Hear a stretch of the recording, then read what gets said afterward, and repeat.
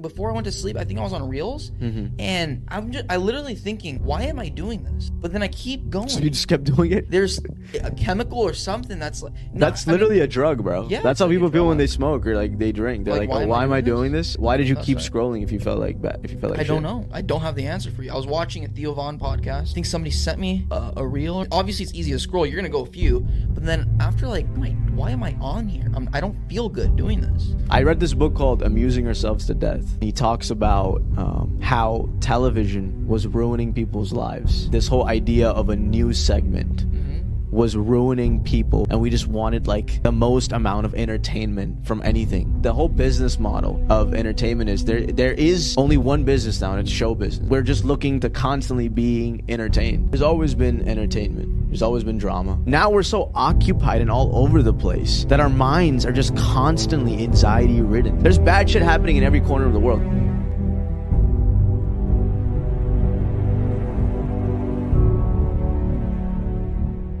I want to talk to you today, man, about the social, political, economic, and religious status of the world. Can you please give me your outlook on that? Jaden Smith. Can we please talk about the? Can we please talk about it? Can we please talk about all the socioeconomic status of the world right now? Can we please talk about People it? our age aren't talking about that, bro. Jaden Smith. Can we please talk about it? Jaden Smith? Yes. Can we please talk about the social, economic, political, and no, bro, minutia of things? No. What's the biggest problem facing Gen Z? This is a serious question. I think Quant said it earlier, actually. What did he say? People aren't getting out enough, I think. Our generation. I before, I think in other pods I've said social media, but I don't think it's social media's issue. I think it's just the issue that people aren't getting out enough. People are just like sticking it at home. They're okay in their little, bubble. I'm sure there's always been people like that, but I think it's more than ever. Would you say? So when people say social media is the biggest problem, it definitely is one of the bigger problems. But if you look at the last 70 years, media has always existed. Yeah. Before phones, people were addicted to their TVs. Like people used to just sit in front of a TV, and that's all they used to do. Right. So phones are just another type of technology that makes it easier to stick in front of a screen. Is that the biggest problem? I think it's one of the biggest problems, but that problem has always existed, So to your question, I agree with you. I don't know if that's the biggest one, but it's definitely a problem. What do you think's the biggest problem then? The biggest problem with Gen Z, instant gratification. Instant gratification? Yeah, we look for not just that, actually, my family and I were talking about this, the constant pursuit of happiness. Now, your family talks about this a lot, bro. Yeah, it's the concept. So it's in our Declaration of Independence: life, liberty, and the pursuit of happiness. Fine, but then I feel like it's not just about Gen Z. American culture prioritizes constant happiness. Like if you're not happy all the time, there's something wrong with you, and I don't like that. You know? Say that one more time. We constantly in America prioritize happiness. Like we prioritize like you need to be happy all the time. You be happy, chase happiness all the time. And if somebody's not happy, we're like, oh, you need therapy, you need this. But it's like it's okay to, embrace the emotions that are not happy. It's okay to be sad sometimes. It's okay. It's okay to cry. It's okay to feel down, bro. It's okay to not be no, but people just seek happiness like majority of the time. Wouldn't you rather be happy? I think there's beauty, bro, in like overcoming adversity and not having everything figured out. Like But what does overcoming adversity lead to? Not necessarily happiness. Why not? Because happiness is not necessarily a destination. You know what I'm saying? Like you can't just do something and then be like, yes, I'm happy now. It's not. It doesn't work like that. No, even okay, like if I'm being racist to you, right? And then that's some adversity, and then you're like, you being racist to me is not some adversity. It doesn't matter, right?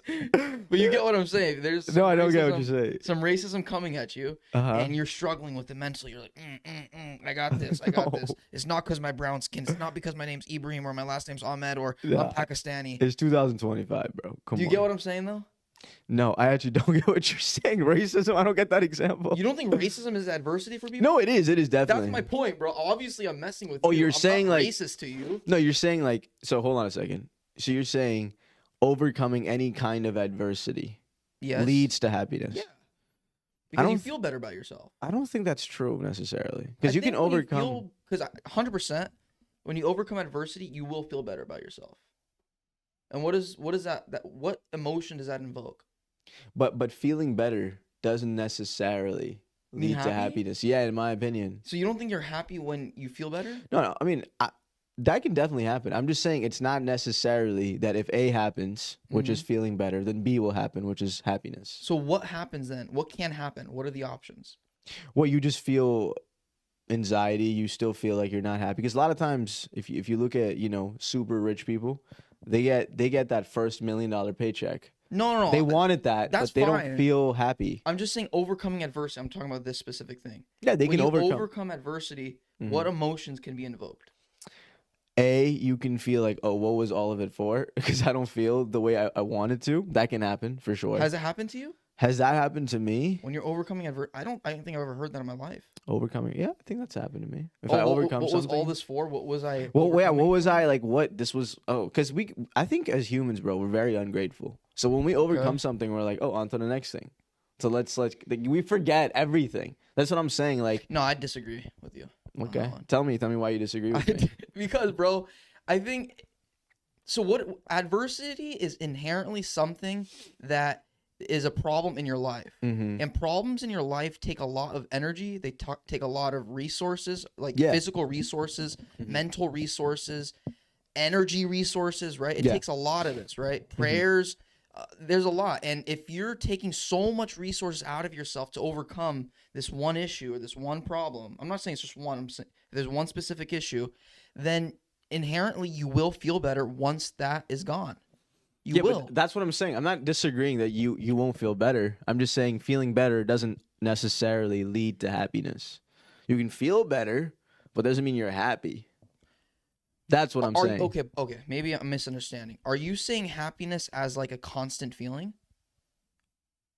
No. So I mean happiness. Well, my original point was I asked you what the biggest problem Gen Z is facing. Yeah. And I think it's our constant pursuit of happiness. So that is definitely an issue. Different. Oh, yeah. Let's talk. I want to talk about that too. I just want to get over this because I'm trying to figure out what you're saying. Yeah. So I can understand if you're saying that, okay, you overcome adversity and you're trying, it doesn't lead to constant happiness. Yeah, I agree with that 100%. Because after, like, for example, if I was bullied, right, for example, and I no longer have that insecurity of being bullied, so I won't be bullied anymore, right? That's not going to happen to me anymore.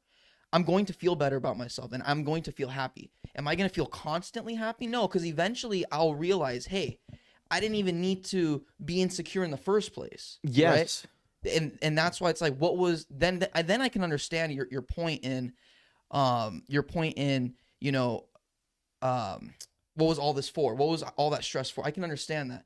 But in that, I guarantee for a week, 2 weeks, a year, I'm going to feel a lot happier.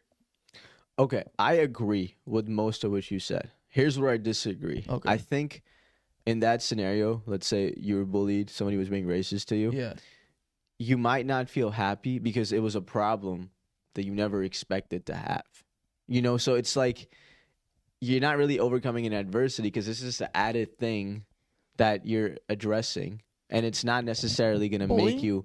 Yeah, it's like an added problem. I'm talking about racism specifically in that instance, right? Like, yeah, everybody gets bullied, but racism is a very heavy thing. Okay. If that happens to you and you didn't expect that to happen, right? It's still an adversity, but you might, because it's not a self-inflicted adversity, you know what I'm saying? It's like an external problem. You won't necessarily feel happy. You might feel better that it's over, but you won't be like, today is... I don't think anybody will ever be completely happy. I don't think anybody will ever live in a constant state of happiness. No, I'm not saying constant. I'm just literally saying, even if you overcome that adversity, I'm not sure if you'll feel happy. You'll just feel like, oh, like, thank God that's not happening to me. No, but okay. See, this is I think where the problem's becoming, because there's emotions, right? There's happiness, sadness. Obviously, there's nuances of these emotions. I'm saying as like a holistic emotion, happiness. Feeling better is a state of feeling happy, right? What I'm saying is like the same chemicals being released in your brain are the same chemicals that are happiness when you feel better about something. Okay, so let's talk about feeling better. What does that mean? You feel better. Define that. Okay. Feeling better means, I guess, in this situation? I think feeling better means better than yesterday. Like whatever you were feeling yesterday, okay, you I can felt say that. better. That's fine. And yesterday you could be feeling sad, and now you don't feel sad. No, bro. Come on.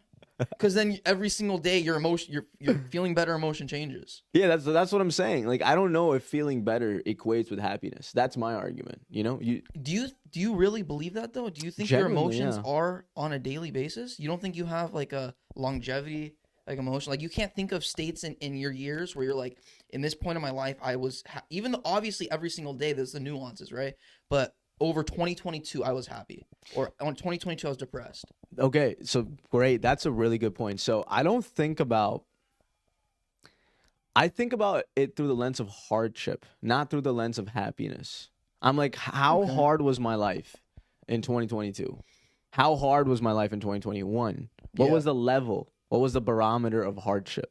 What was the barometer of adversities? I don't think about it like, oh, this was a happy year, this was a sad year.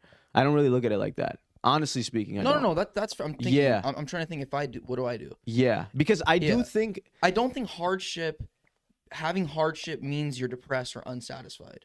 Yeah. Absolutely. Yeah, I'm not equating hardship with sadness at all. Because the years that you overcome hardship, like you said, that can lead to a lot of fulfillment, which can lead to happiness for sure. But that's not the case for all adversities, you know. Because a lot of adversities we didn't anticipate. But what you just said made me think about it. There's a beauty in every day. Like every single day, the sun rises and then it sets. There's a beauty in it. Yes, bro, there is. There is, and a lot of people forget that, and that's why we have extended. I'm not moments. laughing at what you're saying. Yeah. Because I know you. It's there's extended periods. Yes. That's why I don't understand how people can have extended periods of depression. You know, I do get it, but it's like there's a beauty. Like every day, your life resets. Yeah, no. I think every day it can reset. Why do you say no? Because I know what you're trying to say. I just if you say every day resets, I think every moment resets. Yeah, sure. Yeah, I agree. Right? And then present, you just get into like a weird cycle. Yeah, no, I agree with you. Sure. But I think that I'll give you that. Yeah. I think that things can extend from day to day. Is just the way we want to think is, okay, every day is a reset because there's some time allowance there, right? But if the goal, I don't know if the goal is to be logical. I don't know if that is the goal, or the goal is to be emotional for some people, whatever it is, right? But if the goal is to be logical, right? And because typically when you're logical, you're going to make the best decisions. That's just usually how it goes, right? And if you are logical about decisions you're making, okay, right now, I'll use an example with pallet dudes, right? I'm negotiating with a client on 4 pallets, say, and I'm trying to get $10 because my pride's in the way, right? They end up leaving. I'm like, over $10, right? Over $10 on a pallet. A day, like 2 hours goes by. I'm like, why would I not take that deal? That was okay. It was 4 pallets and $40. Is $40 gonna hurt me when I could have taken in $2,800 or whatever it may be? Right? That's 4 Panda Express meals. That's $2,800? No, $40. Yeah. Is that really going to hurt me over the course of $2,800? Probably not, right? But that my orange pride chicken is in the nice. way. Yeah. But now, okay, 2 hours went by. I can either continue and extend that prideful feeling, that emotion, like yeah, I'm the man. Like I need that extra $40, right? Or another customer comes in and I can make the same deal and they're trying to get the same $10 off, and I say, hey, I'll take it, I'll give it, right? But that's a 2 hours notice. You have to basically disassociate yourself. Yeah, there's going to be times where you feel depressed, right? There's going to be times where you feel prideful. There's going to be times where you feel egotistical, or you feel even sad, even happy, right? But you cannot extend those emotions if something's not playing out right. Because even happiness, bro, like people, I mean, we don't drink or do drugs or anything, but people that drink or do drugs, they're happy. They do feel happy in that moment. Yeah. No, absolutely. And an hour or two later, they're still going at it.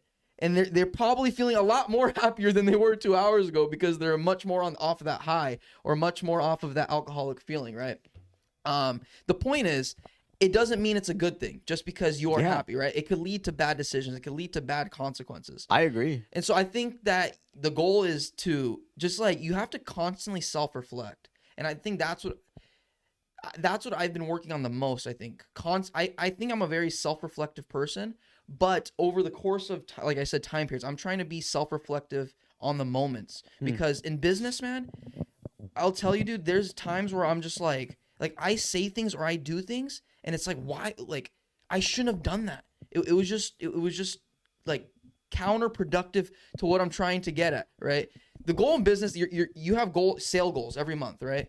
And if you don't meet your sales goals, there's a reason. There's a reason I met it last month and I didn't meet it this month. And maybe it was because, hey, I was being too picky over $40 right? Rather than, hey, suck it up, and I got $2,800 towards my sales goal. Does that make sense? Is what I'm saying making sense? Yeah. I'm agreeing with that. Yeah. The thing is, that's the problem. Like you're describing what I'm saying. It's like happiness does not mean that you made it. Like just because you feel happy is not a reflection of much, you know? Like happiness doesn't always lead to fulfillment. You know, you can be happy and not feel fulfilled at the same time. And so I think the problem is in the expectations. Okay. Where Gen Z, I mean, our generation specifically, is constantly expecting to feel happy.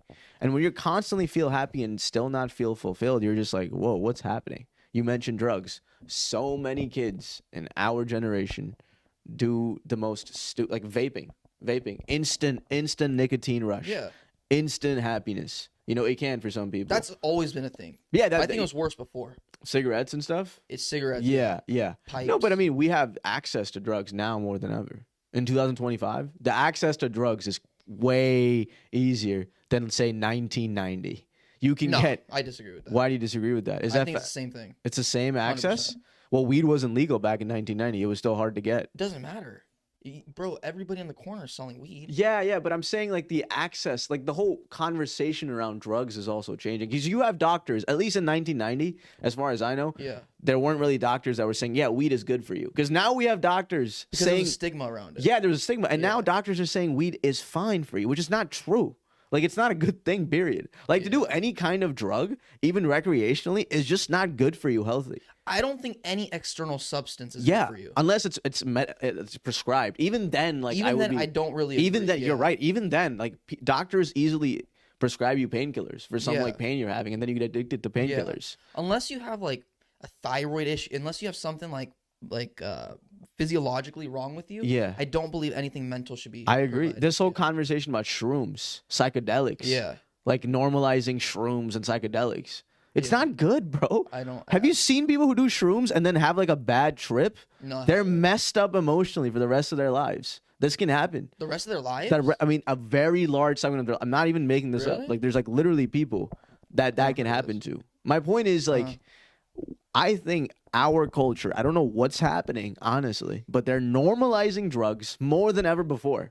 More than ever before. You could say, if you compare 2025 to 1990. It's more normalized, yes. Way more normalized. I will say it's more normalized. Which I think is leading more people to try these drugs. I mean, we know people, I know kids my age have done LSD. I mean, that's like, that was like a very... You know, that's like a drug. Like LSD is very niche. I understand cocaine and like weed, fine. Like, you know, that was always a thing. No, that's crazier than LSD. Cocaine? Yes. Is it 100%? Really? 100%. Okay. LSD is a psychedelic. Cocaine, that literally kills brain cells. But somebody can probably make the argument, I don't know, these drug people, oh, cocaine is actually less lethal, or, you know. Like cocaine, heroin, fentanyl. Fentanyl is the highest, any of most these lethal. types of drugs, it's a different category. Psychedelics, like even I think marijuana is considered like a psychedelic type drug because it doesn't kill. Marijuana is psychedelic? Yeah. Well, marijuana causes an insane amount of anxiety in people. Yeah, it does. It has also calms severe, a lot of people. It has severe side effects. I just don't think anything external that's you're trying to make your life. The only reason you do drugs is to make your life a little more calm, a little more easier. But I just don't agree with that. Yeah, and why can't you just learn to do that internally? Why do you need an external substance to do that? People should. They just don't have good mentorship. I also don't like, you know, socially, if you look at podcasters, celebrities, they're all normalizing weed, bro. Like you look at it. Yeah, I'll say, like, I don't like how Joe Rogan has normalized weed. Honestly, I don't like it. Like, I would love to talk. I would love to get more informed about marijuana and weed before I talk to Joe Rogan, because this man's probably read every single book, every single research study. He's gonna like lose his mind the moment I say. Yeah. But yeah, I don't like that. I don't like how Hollywood movies have normalized it, bro. Everybody in Hollywood, oh yeah, I smoke weed. Joe Biden. What the hell was Joe Biden trying to do? He said weed is a gateway drug, and then his administration puts out a whole study that says, oh yeah, like weed is fine, like it's chilling, like we're good. I don't understand how you can go from that, like flip just like that. Because they're politicians, bro. It's just sad to see. No, yeah, obviously they lie. Yeah, I'm not surprised that they lie. I'm just like the hypocrisy. Like, how do you not see that? How can you call something a gateway drug and then flip immediately? So you think drugs are instant gratification? Absolutely. You think that's a big part of it? I think it's a big part of the problem. Drugs? Yeah, drugs and just the culture. Like I said, I think it all. If you were to look at the problem holistically, I think it's our constant chase of happiness and our misunderstanding of happiness that we think it's going to fulfill us. That's not the case. If you're constantly chasing happiness, you're not going to be fulfilled.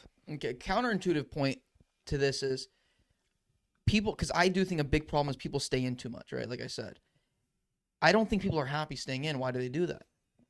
If it doesn't lead to happiness, if it doesn't lead to instant gratification. Comfort. They're comfortable doing it.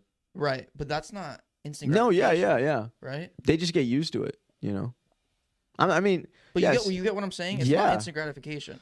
Well, so it is. They're on their phones, which is instant gratification. If somebody's on their house, bro, these days. What are they on? They're on devices. Doing it. I'm not, honestly, when I'm on social media, I'm not happy doing it. I do it because, like you said, it's just a habit. It's a habit, but then as you're scrolling through, you have moments of happiness. Like when you see, like, I laugh, yeah. But then right afterwards, you feel like shit, right? You're like, oh, what? Even while I'm on it, bro. Last night, before I went to sleep, I think I was on Reels, and I literally thinking while I'm going through this, why am I doing this? But then I keep going. So you just kept doing it, and I don't know why, but something like there's a chemical or something that's like that's literally a drug, bro. Yeah, that's how people feel when they smoke or like they drink. They're like, oh, why am I doing this? Yeah, I've heard people say that. I mean, I haven't done it, so I don't know. Well, when people like drink, they're like, "Why am I drunk right now? Like, this is crazy." Really? Yeah, like people say, like, "Why am I doing this?" Yeah. So it's like it's a drug. Yeah, it is a drug. I think people. So why did you do it in that moment? So yesterday, was it yesterday or today? Yeah. You were on it. Why did you keep scrolling if you felt like I don't know. I don't have the answer for you. I was watching a Theo Von podcast, and I think somebody sent me a reel or so it was notification or TikTok, something popped up, right?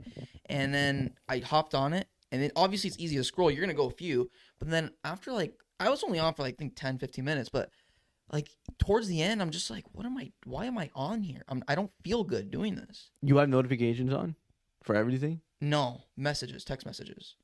It was a text I was sent. Okay. I don't have. That's why people send through text because I don't have notifications on. Oh man! So they figured out how to get to you. Yeah. Then I don't have notifications for anything. For text message? Nothing. No, you have to have text message. I promise. How do you text us back? That's why he doesn't. No, I do text back most of the time, but I don't have even for calls. I miss all my calls. I don't care. No one's. If anybody's like, it's not. But you answer my calls a lot of the times. Because I have my phone on me. It's like next to me, so I see your call. You know what I'm saying? But you have to be on it.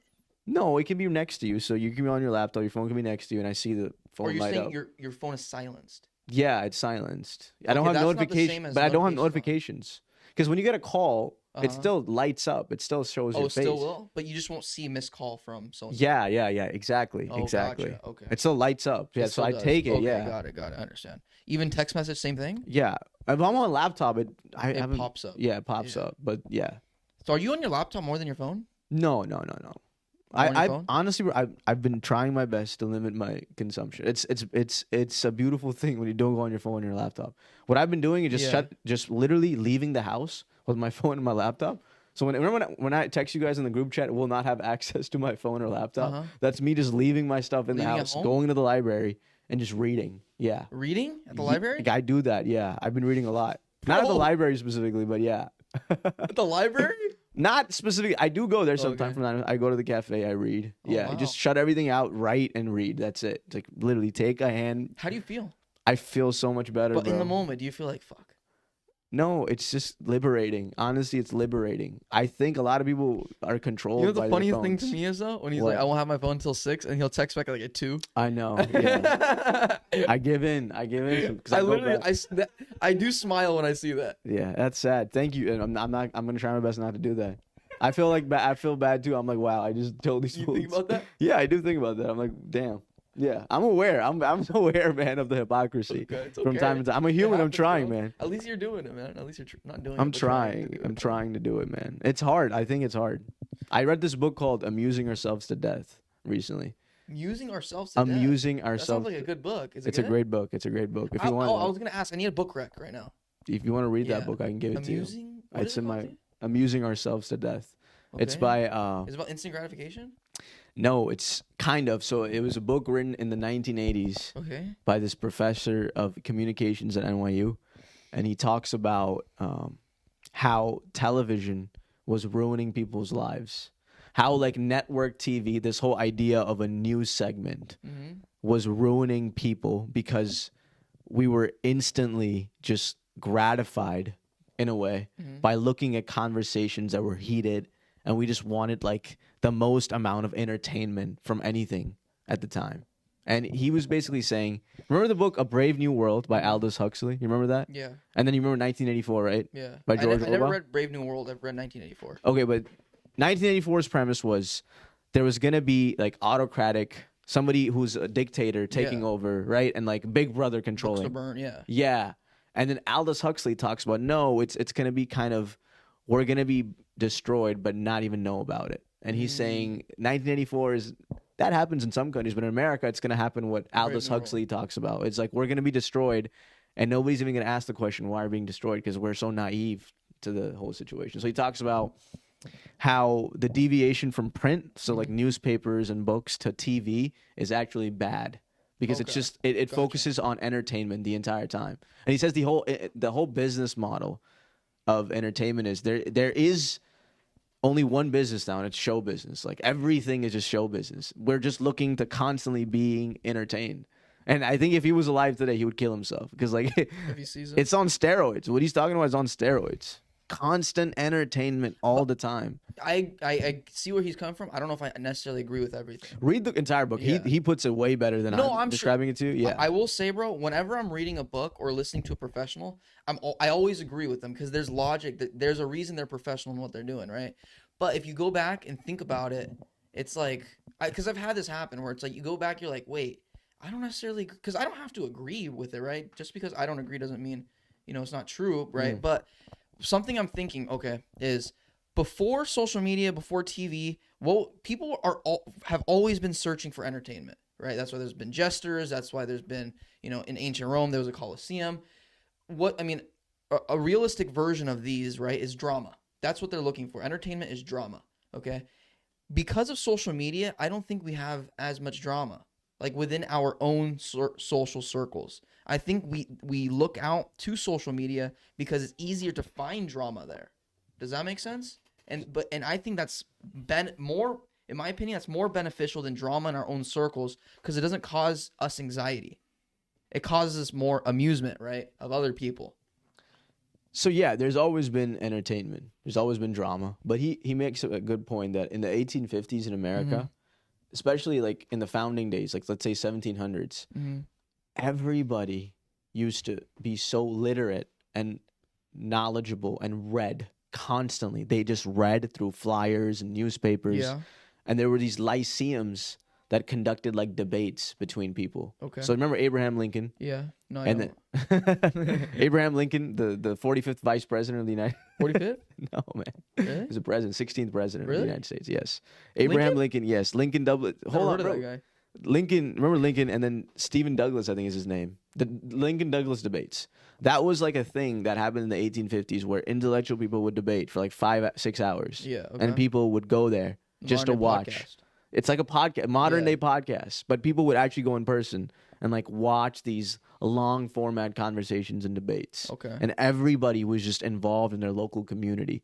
There was no such thing as like national, international news. It was just local newspaper. So they only cared about the stuff that impacted them. And then the telegraph revolutionized everything. Then TV obviously changed. Now we care about every single international thing. Yeah, I see. That's the thing, though. I don't agree that everybody was looking for like the news to find their entertainment. Well, no, that was it because there was people were way more informed in the 1800s. Okay, that's fine and all, but I'm not saying that. I don't think that's a form of entertainment. I think I think that's a form like I think memory. I'm going to talk about this in a minute, but what I'm saying is okay for girls as an example, right?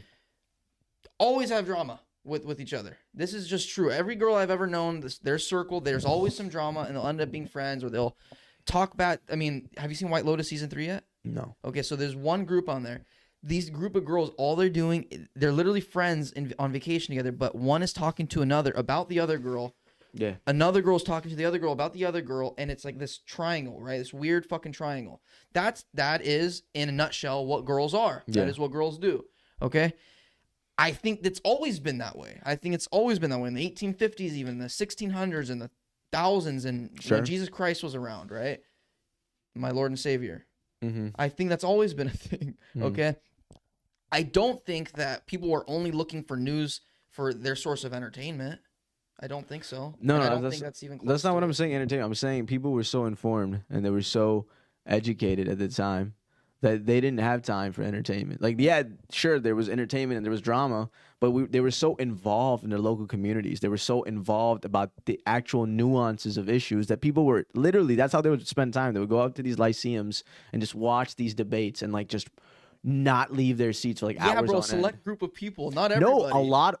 Read the book. It's actually eye opening because I didn't Was realize. this guy around in the 1850s? No, but he did research. He's That's again. fine, bro. But I can say like, okay, everybody watches Joe Rogan, but in reality, it's only 10 million people versus No, 330 we're talking million about cultural people. things. I'm not. Listen, I'm not saying 90% of people were doing. I'm saying a large majority of the people were literate, knowledgeable, and read the newspaper and were involved in local news stories that impacted them personally, and they wanted to make sure that they were civically participating more in elections and just involved overall.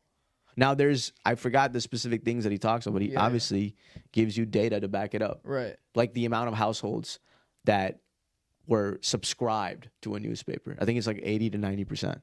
Yeah, that makes sense. You know, that like, I get. Yeah, makes like sense. yeah, people were just I do agree with that because entertainment and this whole digital age has sensationalized things way more because now you care about things that don't affect you and it gives you anxiety and stress. I think people did too back then, though. No, but they didn't have access to those things. Why not? Because how do you know what's happening if you're in 1700 New England? How do you know what's happening in Australia? But that's not my point. You can care about that what's happening in London or where'd you say in Australia or what'd you say? But there was no way of communication back in those days. It's very hard for news to get over. It would take 6 months, maybe a year. No. What I'm saying is in London, people are maybe it's local, but people are still caring about the same things, brother. What's happening in Australia? It's happening here too. It's just we hear these stories in Australia, and that's what ticks our attention. No, but that's what I'm saying. Like your brain is not occupied by so many things that are happening. You're not understanding my point. Back in those days, a couple hundred years ago, people were only occupied about things that specifically impacted their community. Now, not only do we care about that, some of them.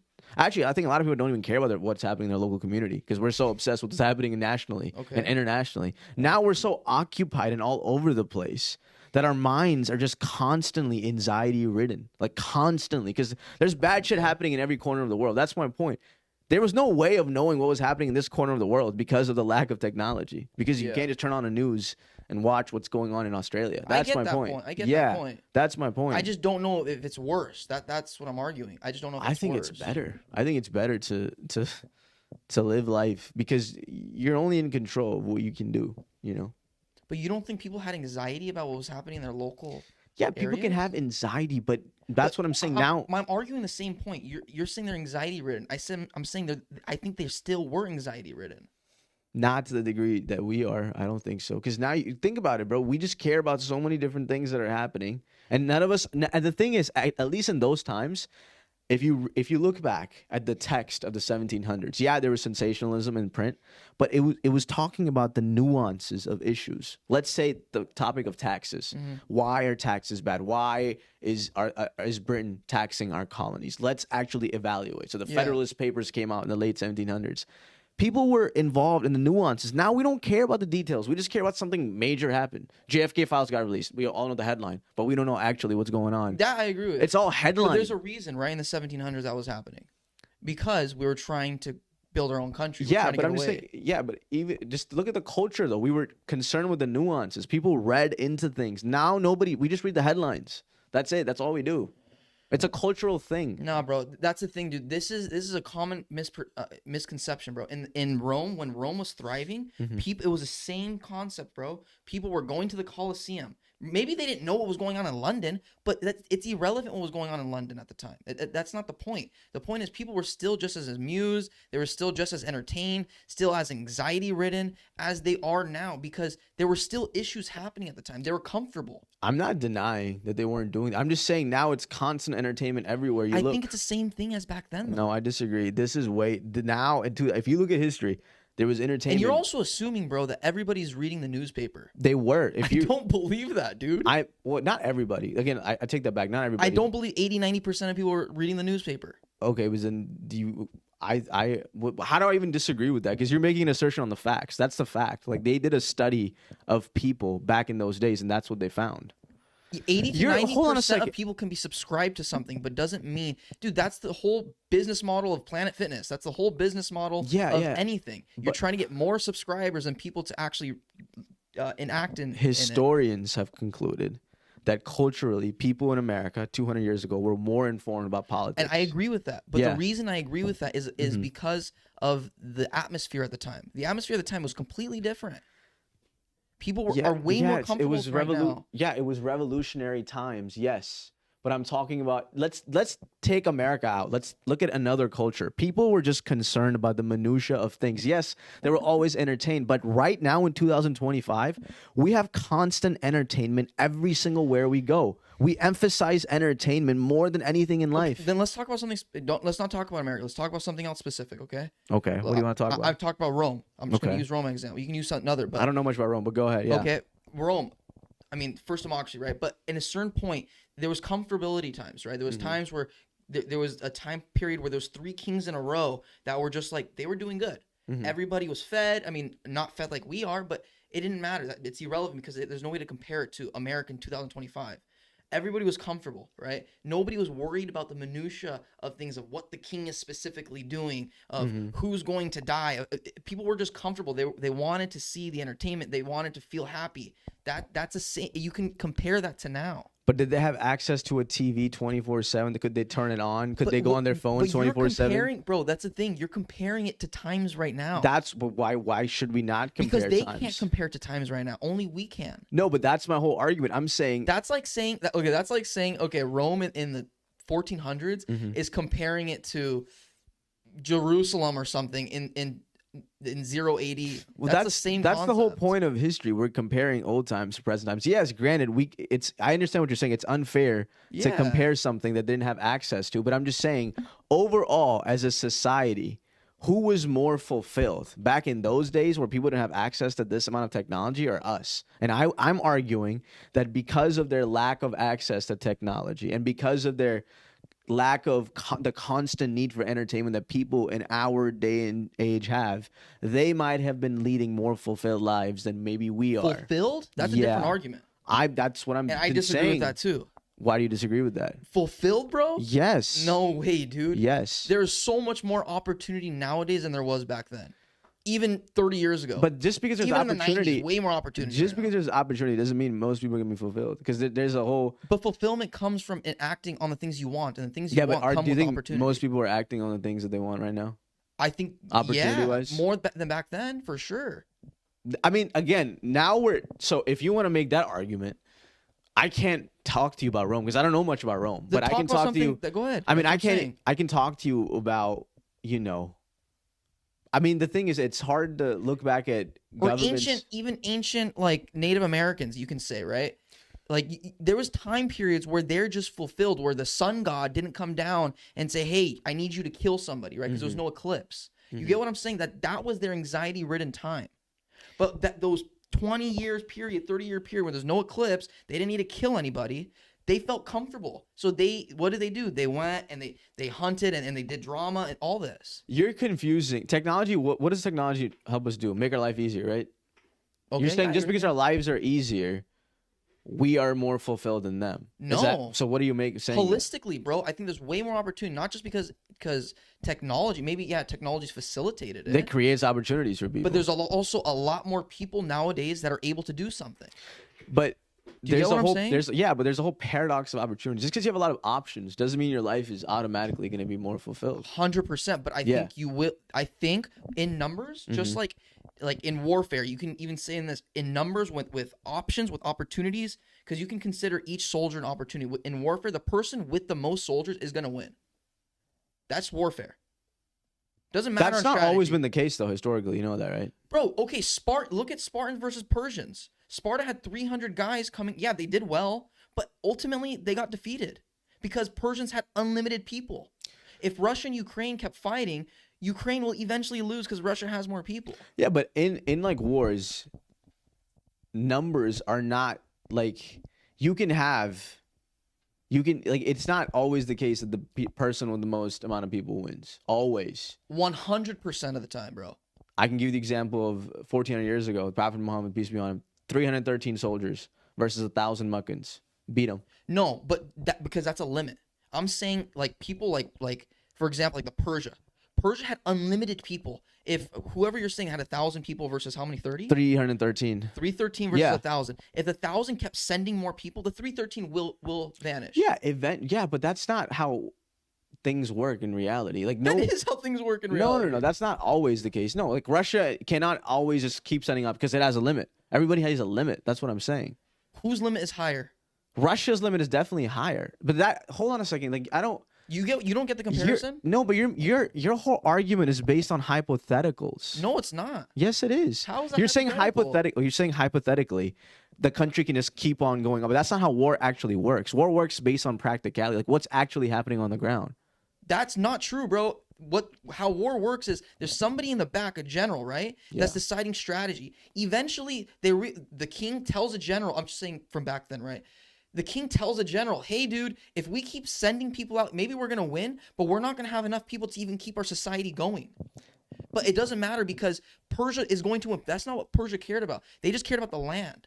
It's not always, my thing is, it's not always a numbers game because then you're basically disregarding the idea of skills, the idea of strategy. Because armies with the greatest amount of numbers can be outmaneuvered by a smaller army. And that's happened in history. For a battle, yes. Okay, let's say the Native Americans versus the English. They came, right? Who was more in numbers? Native Americans were more in numbers for sure. No. Yes, they were. In the beginning, there was more Native Americans. What are you talking about, buddy? The Native Americans were way more number in America than what happened. Eventually, they got outmaneuvered. They had guns. Yeah, they had more. They were more technologically savvy. Yes, That's why they beat. So the numbers doesn't always mean that you will win. Because they were more technologically advanced than the natives. That's why they lost. That's why they took away the natives' land. That's a fair assumption. Yeah. So my point is, it's not always about the numbers. It's also about skill and strategy and outmaneuvering the other opposition. Because numbers without any skill doesn't mean jack shit. That's what I'm trying to say. No, bro, that's not true. Well, I'm just giving you an example of something that actually happened. No, that's fair. That's a fair thing. I will say that's fair. But okay, maybe not 100%, but high majority of time, if you keep. What was your point? I lost your point. The point of all this was, if you have more numbers, I'm concluding that numbers are equivalent to options. Yes. If you have more numbers, you're going to win. If you have more options, there are going to be more people fulfilled.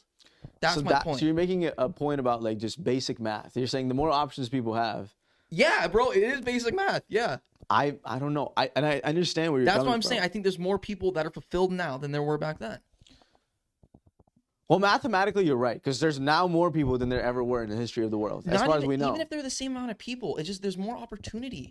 So even if there's more opportunity in the same amount of people, the people with more opportunity are going to win more. But just because there's more opportunities doesn't mean you'll be fulfilled. That's what I'm saying. Because the whole paradox of choices, if you have thousands of choices, you're just confused. You might not even be able to pick one. Back in those days, life was simple. That's what I'm saying. Yes, bro. But if there's more options, there's more to choose from. Just mathematically, you're going to settle on something that you feel fulfilled with. I'm mathematically disagreeing with you. I'm saying 2 + 2 is 5. All right. No. 2 + 2 is 5.5. Who are you, Terrence Howard? I'm Ibrahim. No. Have you seen that podcast? Is that the crazy guy that goes on Joe and Terrence Howard? He's not. He's an actor. He's a great actor. You know Terrence Howard? Terrence Howard. No. He's also like a mathematical. Is he the guy who says the pyramids weren't built by the No, bro. Egyptians? He says a lot of. It's a 3-hour pod, bro. I don't want to listen. He even to had Joe. Even had what's it called on? I don't want to talk about this, but yeah. I'm just saying, bro. Honestly, I think this is good. I want to look back and read more and see. I don't know if there's a book that talks about the rates of fulfillment amongst people. Now, I mean, obviously you can't deduce that mathematically back in those times, but I think there's an argument to be made that back in the old days, without before technology, life was simpler, and because life was simpler, there was less options, and people were just led more fulfilled lives because it was simple. Nobody wanted to be famous all the time. By the way, I do think options lead to anxiety. I do believe that's that. what I think. An anxiety can distract you from fulfillment. I'm not disagreeing with that. I just think there are more people today that are fulfilled. The standard of living is way better than it was 30 years ago, 100 years ago. But that's what I'm saying. You're conflating. So that's a separate argument. Standard of living for sure. Come on, we're joking. But you don't think standard of living concludes to fulfillment? Okay, so that's the thing. In Pakistan, right? A lot of people live in villages. They don't have access to electricity. Of course. I've seen this firsthand. Like I've been to villages and they didn't have access to electricity. I didn't have electricity 12 hours, but I had like 12 hours a day. That was a blessing. 12 hours a day is like you're living it. And then you would go to the villages and you'd look at these people. No electricity. And I went to Swat one time, northern Pakistan. Yeah. Beautiful place. Beautiful place. Mm-hmm. People there are so fulfilled. No electricity. Happy. They're just, well, I think it's more than that. Because, yeah, they have a smile on their faces, but they just look like they're fulfilled. There's like an aura that a person has when they've reached their zen. They're like, life is good. Like, I have my goats there. I'm going to go out and slaughter this goat, sell the meat, and just raise my family. I'm just telling you, I think it's a different type of mentality. I'm just saying, I'm not saying the standard of, I'm living the better, standard of living for sure. Do you feel more fulfilled today than you did in Pakistan? But obviously that's for a different reason though, because that's religious liberty. Aside from religion. Honestly, I mean, I don't know, because your home is your home, bro. I do miss my country a lot. Take the emotion out, bro. I can't though, but give me another. I can't do that. It's a biased thing. You're asking me to do something that's ridiculous because I came here to seek religious freedom, so it's completely different.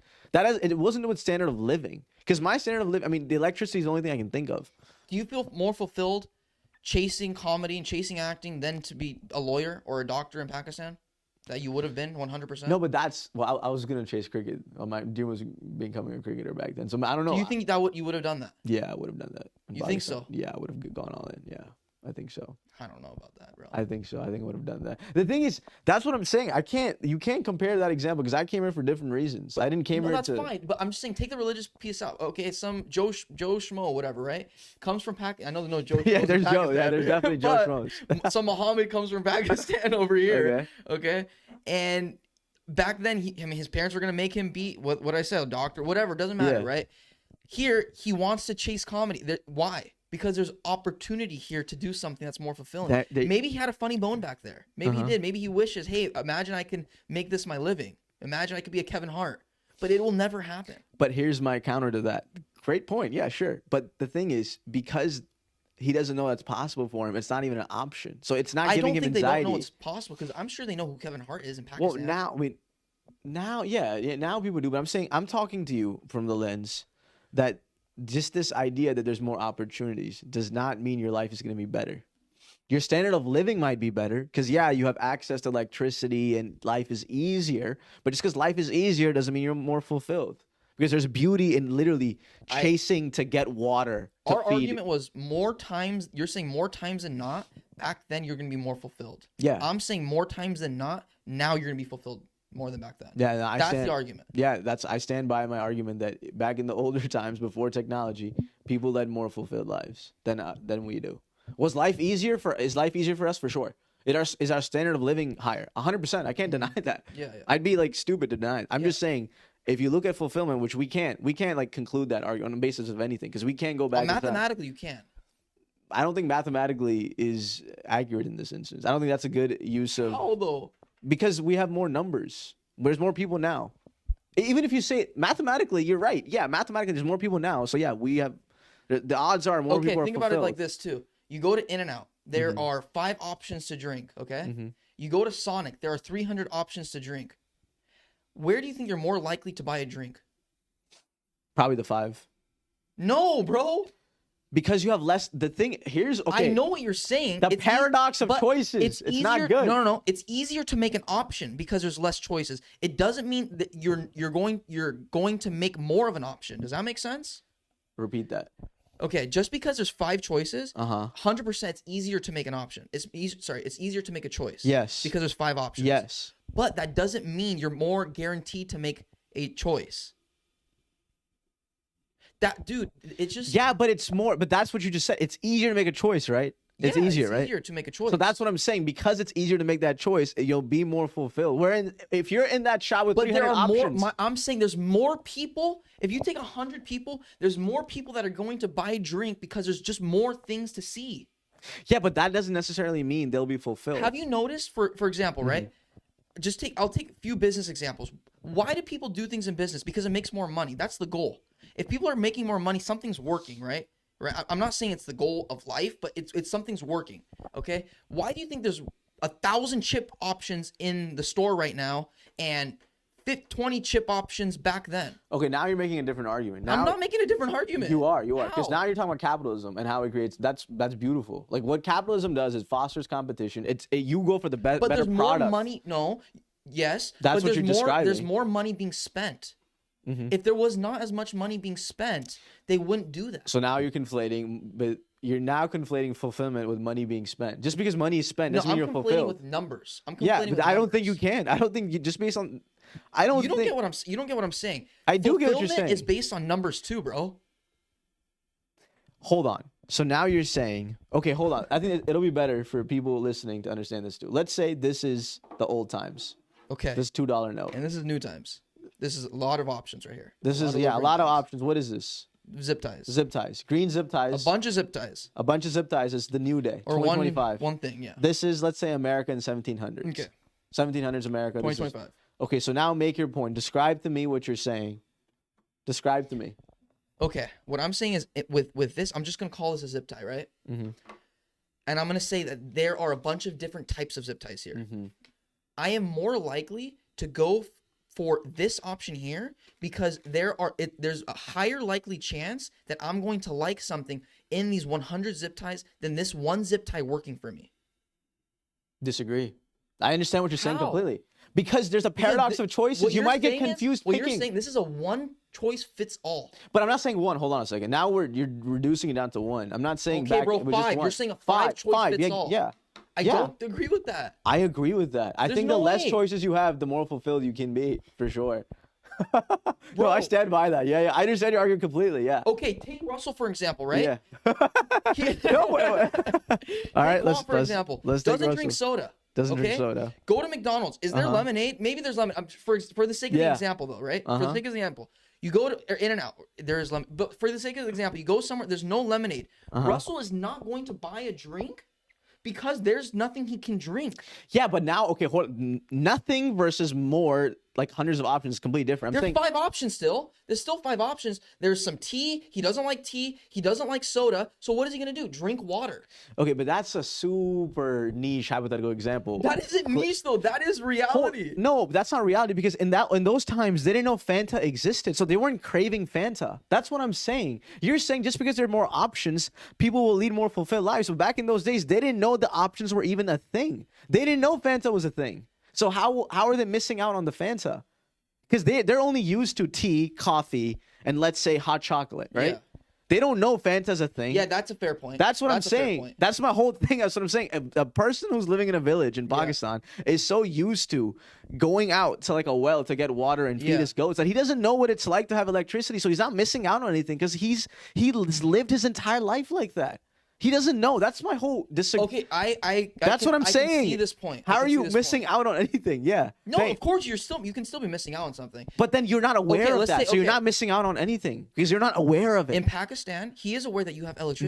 Now, obviously, you're giving me an example of a present time. Let's say 1700s. They don't know Fanta exists, right? So they're not missing out on Fanta because they don't know it exists. Yeah, That's my whole thing. They're only used to there's a beauty. But they're still missing out on something that somebody else has. In 300 years down the road. No. What is this guy? That doesn't. No, you're not. Wait, what do you say? Okay, sorry. Explain to me. bro. This is getting. Yeah. Tell me. I'm curious. I'm genuinely curious. Always get into these stupid ass nuanced No, it's conversations. interesting. I'm fascinated. Okay, bro. Yeah.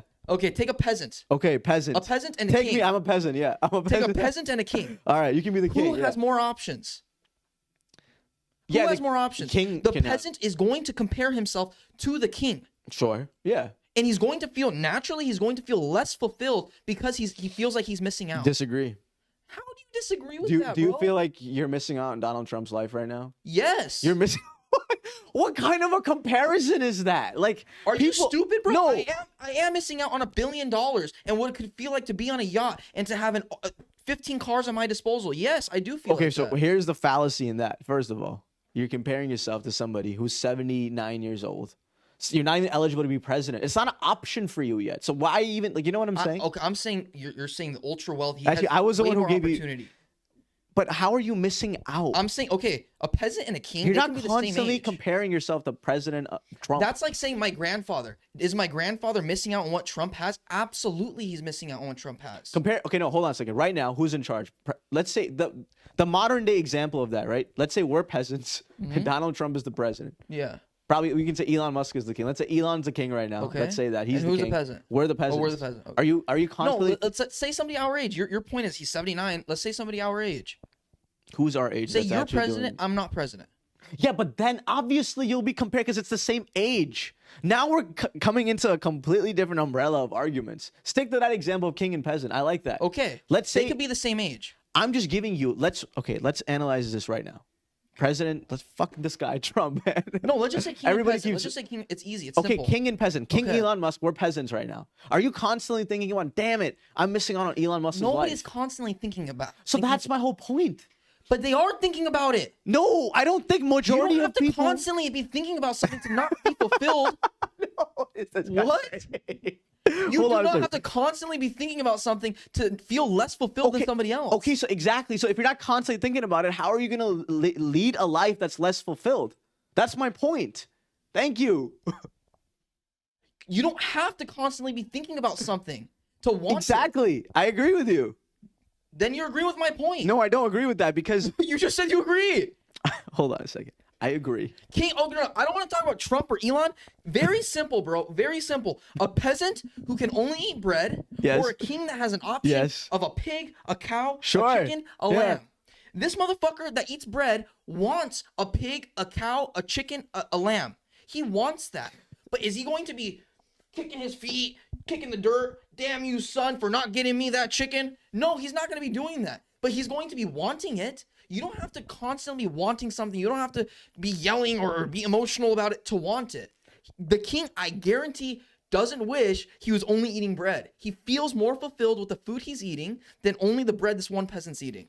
Here's the counter to that. What's okay? the counter to that? The counter to that is the king might be leading a less fulfilled life because he has so many options, because greed has overtaken him, because he has so much responsibility, because he's just going through a bunch of things that the peasant has no idea can even exist. So in that scenario, No, bro. and you're also, hold on a second, let me finish. You're conflating envy with fulfillment. I can envy Elon Musk for the money he has, sure. But does that mean automatically because he has more options, he's going to lead a more fulfilled life than me? No, because he has way better chances of living a more fulfilled life than no, because you're conflating thank you, bro. So people can really see where we disagree. You're basically saying the more access to materialism you have, the more the Not odds just are. material. It's led to materialism. I spoke about it in numbers with war. You can talk about with Yeah, whatever. but the whole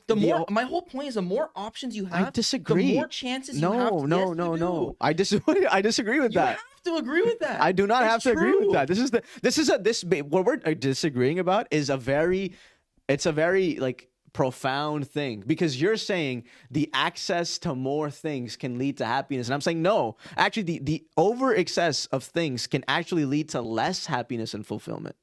That's what I'm saying, and I stand by that argument, because in that argument, the peasant does not know what it's like to be the king. He only sees the beauty, and the king doesn't see the beauty in the simplicity. So paradoxically, you can't even compare those two, because yeah, the king can envy the peasant and the peasant can envy the king, but you can't say the peasant is going to lead a less fulfilled life than the king just I'm not because he saying doesn't. that. You are I'm saying that. he has more. The king has more Yeah, chances. I disagree. He has more chances to live a more fulfilled life. Yes, he does. I disagree. Mathematically, he does. No. Whether his emotions No. get into play, pride gets into play, ego, greed, that's a different argument.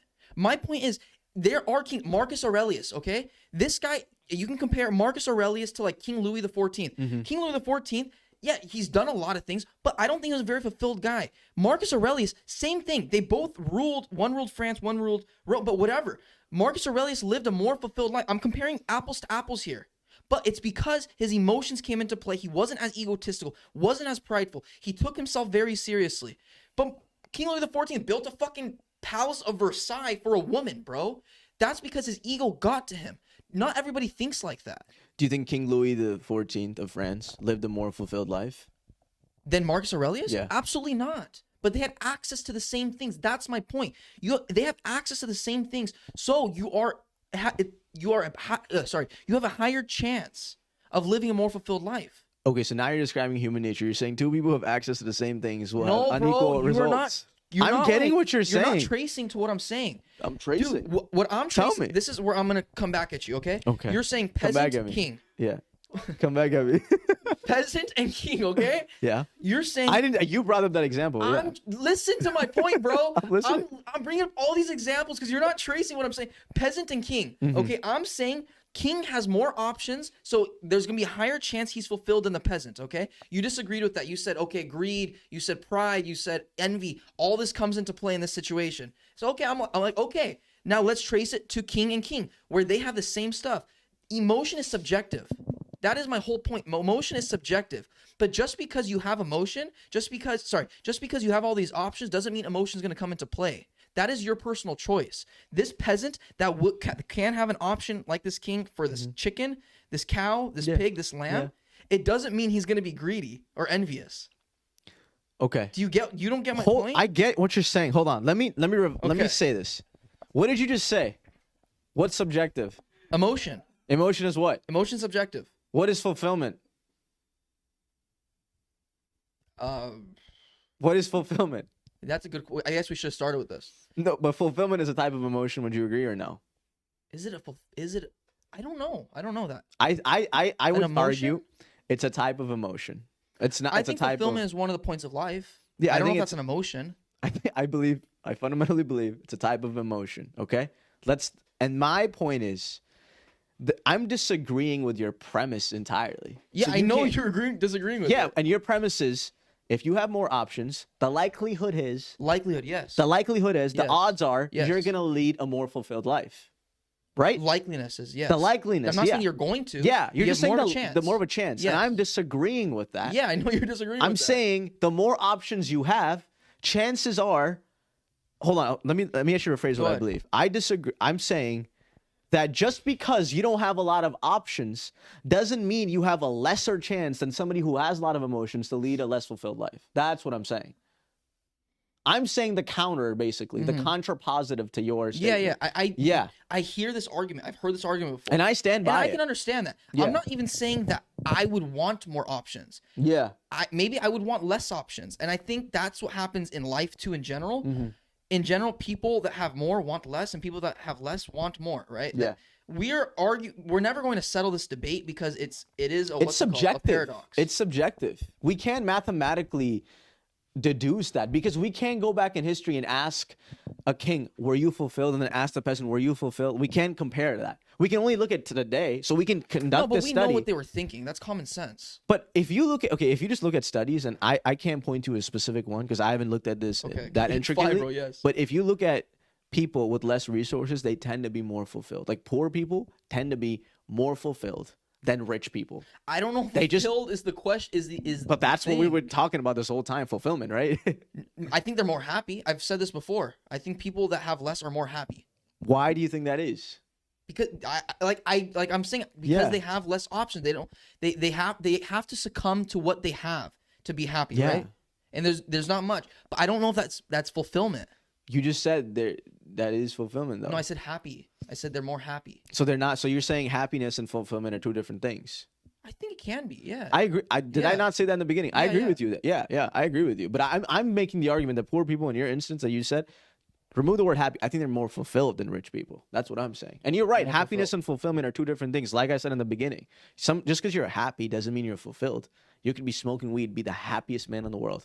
Does Yeah. not mean you're fulfilled. Yeah. That's That's true. what I'm yeah. saying. But I'm disagreeing with you in that. Like I'm saying, I think poor people tend to be more fulfilled than rich people because poor people are just happy with a simpler life. They don't have the access to the They thousands have of to accept resources. it. I don't think they have to accept it. Yes, they do. They don't necessarily have to. They can try to be rich. They can certainly try. That peasant could have tried to overthrow the king. He could have tried. People have definitely tried. There's like a People have done it. What's a chance? If you look at history, there's been peasants that literally climbed the ladder and overthrown kingdoms. Yeah, Vladimir Putin. literally, yes. Not even overthrow he it, came but from nothing. He did come from nothing, yeah. And he's now the dictator of Russia. Yeah. Yes, you know what? I actually think that's a perfect example. That's a perfect example. Fucking bro. Putin was a peasant, bro. 1 in 150 million. Yes. Okay, but I'm just saying, if we are the idea of is it possible? Yes. You're saying it's not possible. I think it is possible. That's what I'm saying. It's not, you know. In a hyper niche, nuanced example, oh sure, okay, I agree with you. Yeah. But reality, practicality, no. If you're a peasant, let us eating know. bread, you're probably going to continue eating bread your whole life. Maybe, sure. I don't know. This is also the example of Nietzsche. Nietzsche. Okay. Nietzsche. Yeah, the sheep, the lion, and the dragon. I've talked about this before. Sure. Bro. Let us know what you think in the comments. Do you agree with me, the more wiser opinion, or do you agree with somebody like Matthew, who does not have a wiser opinion? It was driven by materialism. It's not about materialism. I'm just saying the things that we can compare to. You can't compare it to immaterial things. I understand your argument completely. I think you understand. I get what you're saying, right? Like I rephrased it. You yeah. No, Yeah. I understand. You just kept on distracting me with the fucking like Marcus Aurelius and the king and the peasants and Native Americans. When you're coming back and saying, it's like, bro, you're not like tracing. No, what I'm I was saying. tracing everything. You just kept distracting me with side quests, and now we're. It's not back. side quest. It's different. It is side quest. It's to help you understand. Because you kept on making different arguments. Then it's fine. Yeah, because I need to prove to you. It's not about first of all, it's not about the numbers. It's not about the money. It's not about the food. I'm just giving you all these examples. But in the beginning, so you were understand. saying it's a numbers game. You were saying Options, that. yes. Okay, so now we're back. Okay, stop. Not numbers in terms of war. Bro, this guy. My first example was war. Yeah, numbers. No, but and so I brought you a different example. Look, you tried your best. No, bro, you tried your best. I agree with some things you said. I know. We both tried our You best. agree with some things I said.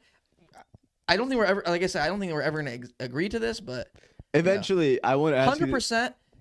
People that are peasants, they have to be more complacent than people. So let's do that. Next episode of the Gen Z Speaks podcast, we're gonna have a peasant and a king, and we're gonna do that, and we're gonna settle this debate. I'm already we're here. gonna settle this. We're gonna settle. Okay, well, let's do this again. I'll dress up as a proper peasant. You can dress up in a kingly throne. Okay, let's do this the proper way. Settle it. I'll pretend to be some Roman president. Or some French president. You can be King Louis XIV. All right, guys. Thank you. Appreciate How long you. was this? Hold on a second. Can you guys let us know in the comments who you agree with? I'm actually curious what people think of this argument. Thank you. Do you have anything to say? No.